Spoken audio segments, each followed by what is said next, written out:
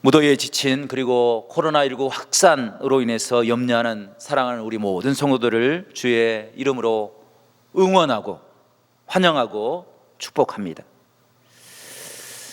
오늘 말씀은 맹금류에 속하며 우리에게 친숙한 솔개라는 매를 소개하면서 하나님의 말씀을 증거하고자 합니다.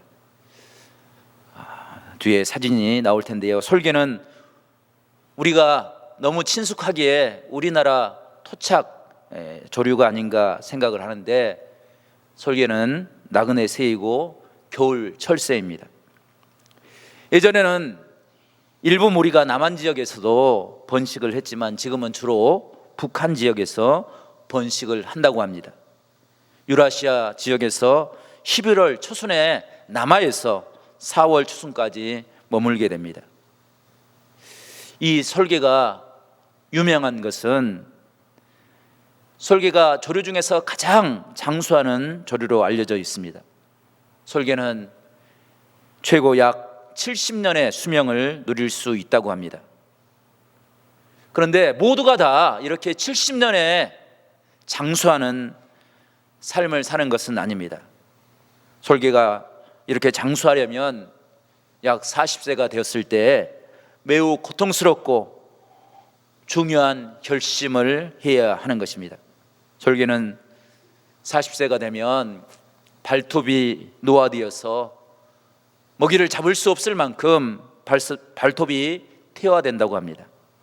뿐만 아니라 저 날카로운 부리가 구부러져서 가슴에 닿을 만큼, 그래서 제 역할을 할 수 없을 만큼 그렇게 도태됩니다. 깃털도 짙고 두껍게 자라서 하늘 높이 치솟아서 먹이를 관찰해야 되는데 하늘로 날기에 버거울 만큼 그렇게 무겁고 힘든 날개가 되고 맙니다. 이 즈음이 되면 솔개는 두 가지 선택이 있을 뿐입니다. 한 가지는 그냥 그렇게 이대로 살다가 죽는 것입니다. 또 한 가지는 반년 동안 힘들고 어려운 변화의 거듭남의 과정을 치름으로 새로운 존재로 태어나는 것입니다. 거듭남의 길을 선택한 솔개는 먼 산 정상 위로 올라가서 둥지를 짓고 머뭅니다. 그리고 고통스러운 수행의 시작을 하게 되는 것입니다. 가장 먼저 부리를 바위에 쪼아서 그 부리가 깨어지고 부서지게 합니다. 그러면 그 깨어지고 부서진 부리로 끝나는 것이 아니라 그 깨어진 부리 안에서 새 부리가 돋아나게 됩니다. 새로 난 부리로 자신의 구부러지고 먹이를 잡을 수 없는 발톱 하나하나를 또 뽑아내기 시작합니다. 그 발톱이 돋아나면 이번에는 무거워서 날 수 없는 날개의 깃털을 하나하나 뽑는다고 합니다. 이렇게 해서 반년이 지나면 새 깃털을 가진 솔개, 날카롭고 먹이를 움켜쥘 수 있는 발톱과 먹이를 찢을 수 있는 부리를 가진 새 못으로 거듭나게 됩니다. 그래서 다시 한번 창공으로 올라가서 하늘의 재앙으로 30년의 시간을 누리게 되는 것입니다. 이것이 솔개의 변신이고 거듭남입니다. 낡은 부리를 깨트리지 않으면, 먹이를 움켜쥘 수 있는 발톱, 그것을 세우지 않으면, 새롭게 하지 않으면, 깃털을 하나하나 뽑아내지 않고 옛 깃털로 살아가게 되면 솔개 인생은 그것으로 마지막이 되고 맙니다. 하지만 부리를 깨트려서 새 부리를 만들어내고 발톱 하나하나를 뽑아내서 날카로운 발톱으로 삼고 새 깃털 하나하나를 뽑아서 새로운 깃털을 만들어낼 때 그는 가장 힘 있는, 가장 위험 있는 새가 되는 것입니다. 저는 저 솔개를 바라보면서 우리의 모습이 저러한 모습이 되지 않나, 이런 생각을 해봅니다. 하나님께서는 우리를 하나님의 자녀로 하나님의 백성으로 삼아주시고 이 땅을 향한 하나님의 소망을 품게 하는 믿음의 자리에 세워주셨습니다. 그런데 때로 우리는 우리의 삶의 모습 때문에 그 모습을 포기하고 우리의 날카로워야 될 우리의 불의를 무딘 불의로 만들어버리고 하나님의 사랑으로 세상을 변화시킬 날카로운 발톱을 잃어버리며 살아갈 때가 있습니다. 성도 여러분, 우리가 이 시간 예배할 때 우리가 설교가 다시 한번 새로운 모습으로 거듭나고 변화됐던 것처럼 하나님의 말씀으로 하나님의 은혜로 우리의 심령이 새롭게 거듭날 수 있는 축복의 은혜가 있기를 간절히 축원합니다. 하나님이 그 모습으로 아브라함을 선택해 주셨습니다. 과거에 아브라함은 우상을 팔아 생계를 잇는 생존을 위해서 살아가는 그런 삶을 살았습니다. 그런데 하나님께서 그 아브라함을 아브라함으로 선택해 주셨습니다. 그를 거듭나게 하셨습니다. 그를 사명의 사람으로 살아갈 수 있도록 불러주셨습니다. 그런데 아브라함의 후손들이 애굽에서 생활할 때 그들은 노예 생활을 하면서 옛사람으로 돌아가 버리고 말았습니다. 먹고 마시고 입는데 자신의 인생을 허비하고 살았습니다. 그런 삶에서 하나님께서는 다시 한번 이스라엘 백성들을 애굽에서 끌어내시고 광야 40년 동안 연단하시고 가나안 땅으로 인도해 주셨습니다. 그럼에도 불구하고 이스라엘 백성들은 아직도 여전히 애굽의 삶을 그리워하며 그 삶을 바라보며 살고 있었습니다. 그런 이스라엘 백성들을 새롭게 하기 위해서 하나님께서 한 사건을 준비하십니다. 그 사건이 여호수아서 5장에 기록되어 있는데 하나님께서는 길갈에서 이스라엘 백성들을 애굽에서 탈출해서 가나안 45년 동안 생활했던 그 이스라엘 백성들 온 남자들을 다 불러 세워서 할례를 행하게 하는 것입니다. 할례가 무엇입니까? 내가 이제 하나님의 말씀대로 하나님의 은혜로 살겠습니다. 하나님의 선택된 선민으로 살겠습니다. 결단하는 은혜의 시간이었습니다. 이스라엘 자손들이 젖과 꿀이 흐르는 땅, 약속의 땅, 그 땅을 하나님을 의지해서 정복하고 그곳에서 하나님을 섬기고 예비하는 삶을 살기를 원하였습니다. 그런데 그 사명을 잃어버리고 말았던 것입니다. 그런 이스라엘 백성들을 할례를 통해서 하나님은 새롭게 하셨습니다. 하지만 가나안 땅은 결코 그렇게 호락호락한 쉬운 땅이 아니었습니다. 가나안을 정복해 나갈 때 어떤 땅은 너무나도 힘들고 어려워서 포기하고 어떤 땅은 감당할 수 없어서 체념하고 그래서 하나님의 은혜로 가득 채워야 될 그 땅이 여전히 이방 족속과 이방의 우상들로 채워져 있었습니다. 그런 시간들이 지나고 있을 때 이래서는 안 되겠다, 다시 한번 하나님의 사람으로 하나님의 은혜로 다시 한번 서야 되겠다라는 믿음의 결단을 가지고 일어선 사람이 바로 갈렙입니다. 갈렙은 이스라엘 백성들을 믿음으로 세우기 위해서 하나님의 은혜로 새롭게 하기 위해서 다시 일어나 하나님의 은혜를 구합니다.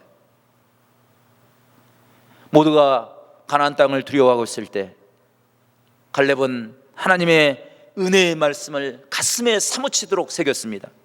그리고 하나님의 은혜로 여호수아를 향해서 이 산지를 지금 나에게 달라고, 지금 이 순간 나에게 달라고, 이스라엘 백성들이 모두가 포기하는 이 순간 하나님의 은혜를 붙잡고 살아갈 수 있는 기회를 달라고 요구하는 것입니다. 이것이 갈렙이 살았던 거듭남의 삶의 모습입니다. 성도 여러분, 우리가 갈렙과 같은 믿음의 삶을 살기 위해서 우리는 어떤 삶을 살아가야 합니까? 우리가 그 말씀의 은혜를 묵상하면서 은혜를 받기를 원합니다.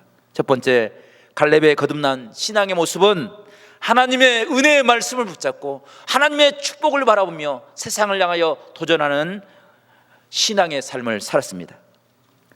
갈렙은 철저하게 하나님을 신뢰하는 믿음 위에 선 사람이었습니다. 하나님의 말씀을 가지고 세상을 바라보려고 노력했습니다. 세상을 바꾸려고 하나님의 은혜의 축복으로 세상을 변화시키려고 노력했던 사람이 바로 갈렙이었습니다. 가나안 땅은 정말 견고한 성이 가득한 땅이었습니다. 12명의 정탐꾼의 보고를 보면 그 땅이 얼마나 힘들고 어려운 땅인지를 우리가 금방 깨달을 수 있습니다. 12명의 사람 중에서 10명의 정탐꾼은 이렇게 보고합니다. 가나안 땅은 견고한 성이 가득한 땅입니다. 아낙 자손 거인 족속이 많은, 그래서 우리가 감당할 수 없는 그런 땅입니다. 그 사람들에 비해서 우리는 메뚜기와 같은 존재입니다. 우리는 아무것도 할 수 없습니다 라고 고백했습니다. 그 이야기를 들을 때 이스라엘 백성들이 민수기 14장을 보게 되면 다시 애굽으로 돌아가자 차라리 애굽에서 노예 생활하는 것이 낫겠다라고 생각을 하고 사람을 세우려고 했습니다. 인간적으로 보면 그 말이 맞을 수도 있습니다. 하지만 하나님의 말씀대로, 하나님의 은혜로 하나님께서 약속하신 그 말씀을 붙잡고 가나안 땅을 바라보면 결코 포기할 수 없는 삶의 모습인 것을 우리가 깨닫게 됩니다. 우리가 세상을 살아갈 때, 우리가 생각지 못한 일을 만날 때 사람들은 그 일이 내가 감당할 수 없기에 해야 할 일처럼 생각하며 살 때가 있습니다. 육신의 질고로 인해서 아무런 치료의 방법이 없다고 선언될 때 사람들은 절망하고 좌절하며 살아갑니다. 사람과의 만남을 통해서, 사업을 통해서 정말 바닥을 치는 그런 어려움에 빠져 있을 때 사람들은 하나님의 은혜조차도 잃어버리고 살아갈 때가 있습니다. 그때 우리가 기억해야 될 믿음의 사람이 바로 갈렙인 것입니다. 갈렙처럼 일어나서 하나님의 은혜의 말씀을 붙잡고 하나님의 능력으로 하나님께서 주신 아름다운 축복을 회복하며 살아가는 우리 모든 성도들이 될 수 있기를 간절히 축원합니다. 갈렙이 85세였습니다. 그런데 12절 말씀 보게 되면 이 산지를 지금 나에게 달라고 바라고 있는 것입니다. 성도 여러분, 갈렙이 구한 산지는 어떤 땅입니까? 그곳은 헤브론을 의미합니다. 헤브론은 해발 900m나 되는 높은 곳에 있는 곳이었고 그곳에는 아낙 자손이 있었다라고 기록하고 있습니다. 오늘 읽었던 15절 말씀 보게 되면 헤브론을 기럇 아르바라 이렇게 불렀습니다. 기럇 아르바라는 의미가 무엇입니까? 아르바라는 것은 사람의 이름인데 거인 족속 중에서 가장 큰 사람, 그 사람의 이름이 아르바였습니다. 헤브론은 그렇게 큰 사람, 장대한 사람, 사람들이 상대할 수 없는 거인 족속들이 머물렀던 곳, 그곳이 헤브론입니다. 뿐만 아니라 헤브론은 가나안의 수도였습니다. 나라를 세울 때 수도는 가장 안전한 곳, 가장 튼튼한 곳, 가장 좋은 곳에 세우는 것이 모든 나라의 기본적인 지혜입니다. 헤브론에도 많은 사람들이 몰려들어서 그곳을 가장 강력한 요새로 삼고 살았습니다. 그런데 갈렙이 그 땅을 요구하고 있는 것입니다. 다른 사람들 같았으면, 하나님의 은혜가 없는 사람들 같았으면 피하고 싶은 곳 가더라도 적당히 타협해서 서로 대적하지 아니하고 서로 평화를 원할 수 있는 거리끼는 곳이 헤브론이었습니다. 그럼에도 불구하고 갈렙은 그 산지를 위하여 나갑니다. 그에게 믿음이 있었기 때문입니다. 하나님께서 허락하시면, 하나님께서 약속하시면, 하나님께서 말씀하시면 그곳이 하나님께서 허락하신 축복의 땅이 될 것을 믿었기 때문에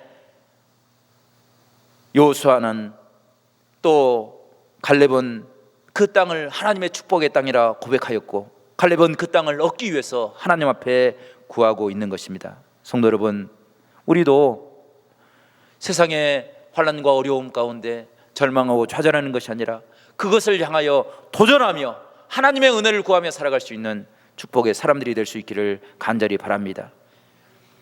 하나님의 은혜로 우리의 심령이 거듭남으로 하나님을 향한 열정을 가지고 하나님의 은혜를 회복하며 살아가는 복된 신앙의 삶을 살아갈 수 있기를 바랍니다. 그냥 왔다 갔다 하는 신앙이 아니라, 적당히 세상과 타협하는 신앙이 아니라, 견딜 수 없는 하나님을 향한 뜨거운 열정을 가지고 하나님의 은혜로 세상을 볼 수 있는 축복의 은혜가 우리 가운데 있기를 간절히 축원합니다. 예수님 당시 바리새인들이 가지고 있는 교리에도 거듭남의 교리가 있었습니다. 거듭날 수 있는 방법이 6가지가 있었는데 그 첫 번째는 이방인들이 유대의 교를 믿고 유대교 안에 들어왔을 때 거듭났다라고 표현을 했습니다. 두 번째는 사람이 왕이 되었을 때 그를 거듭난 사람이라 불렀습니다. 세 번째는 유대 남자들이 13살이 되면 성년식을 치르게 되는데 성년식을 치른 사람들, 그 사람들이 거듭난 사람이라 이야기했습니다. 네 번째는 결혼한 사람들, 가정을 이룬 사람들, 그 사람들을 거듭난 사람이라 이야기했고, 다섯 번째는 랍비들, 율법으로 사람을 가르칠 수 있는 사람을 거듭난 사람이라고 이야기했습니다. 여섯 번째는 랍비를 양성하는 학원의 원장이 되었을 때 그를 거듭난 사람이라 이렇게 이야기했습니다. 그들은 신앙의 참된 거듭남의 의미를 신분이 변화될 때, 신분이 격상될 때 그것을 가지고 거듭남의 의미로 치부를 해버렸습니다. 그래서 참된 거듭남의 의미를 깨닫지 못하고 하나님을 만나지 못하고 자신의 성취를 바라보며 신앙의 목적을 세우며 살았습니다. 하지만 성경이 이야기하는 참된 거듭남은 신분의 변화가 아닙니다.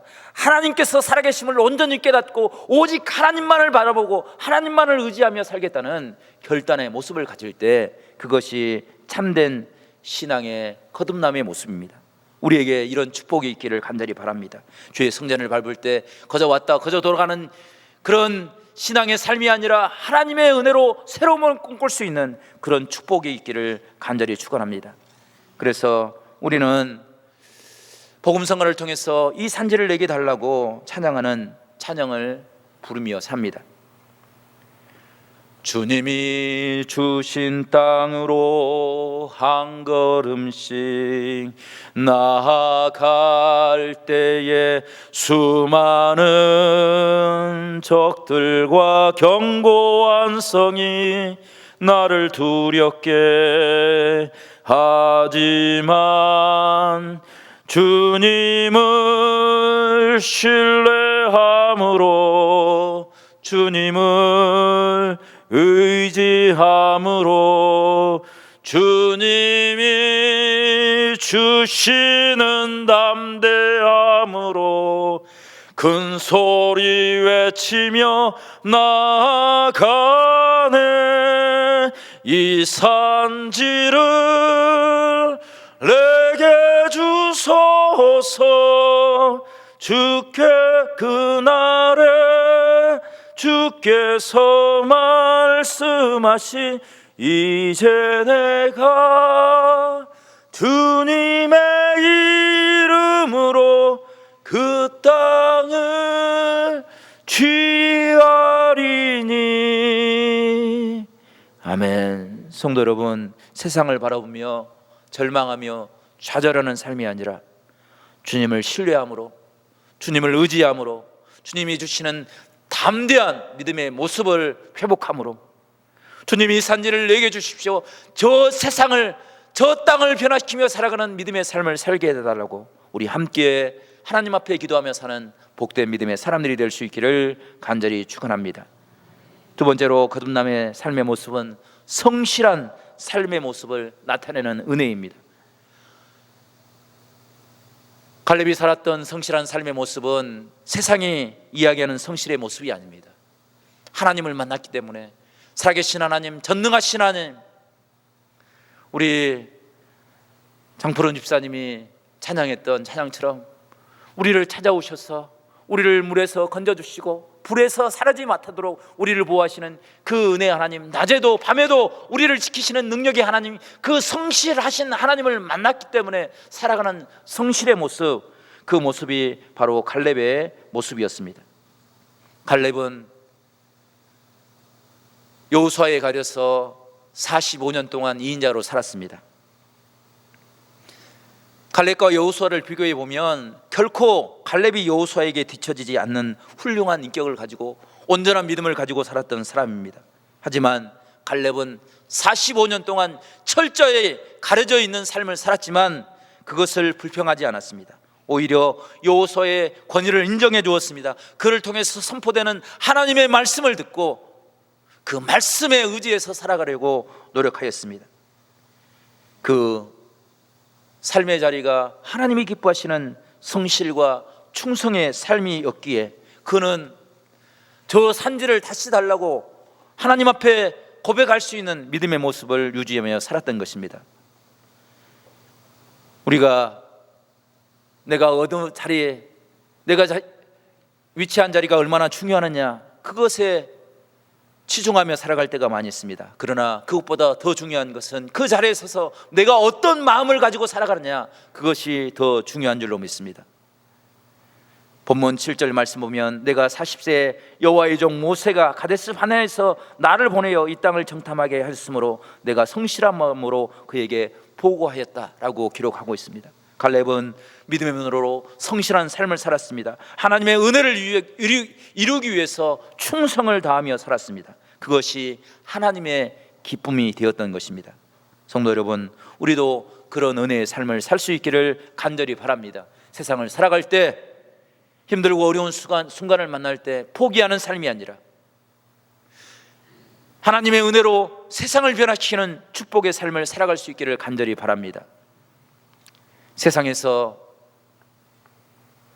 몇 번 떨어졌느냐, 몇 년 동안 그 일을 이루기 위해서 노력하며 살았느냐, 그것은 별로 중요한 것 같지 않습니다. 목표를 이루기 위해서 온 마음을 다하여서 하나님을 의지해서 노력하는 삶, 그 삶을 통해서 끝까지 하나님의 믿음의 은혜를 의지해서 포기하지 않고 성공을 이루어나가는 그 삶의 모습, 그것이 우리에게 허락하신 하나님의 축복의 은혜인 줄로 믿습니다. 성도 여러분, 한 주간을 살아갈 때 조정하는 삶, 신실한 삶으로 하나님의 영광을 드러내는 삶, 그래서 우리의 삶이 하나님과 동행하는 거듭남의 은혜를 경험하는 복된 삶이 될 수 있기를 간절히 축원합니다. 기도하겠습니다. 하나님 아버지, 감사합니다. 부족한 저희들을 택하여 주셨고 하나님의 자녀 삼아 주셨사오니 감사를 드립니다. 하나님, 우리를 붙잡아 주시옵소서. 하나님의 말씀으로 세상을 보게 하여 주시고 새로움을 꿈꾸며 살아갈 수 있도록 우리 하나님께서 인도하여 주시옵소서. 성실하며 도전하며 살아갈 때 우리의 삶이 거듭남으로 변화될 수 있도록 성령께서 함께하여 주시옵소서. 주님께 모든 것 감사와 영광 올려드리고 예수 그리스도의 이름으로 간절히 기도드리옵나이다. 아멘.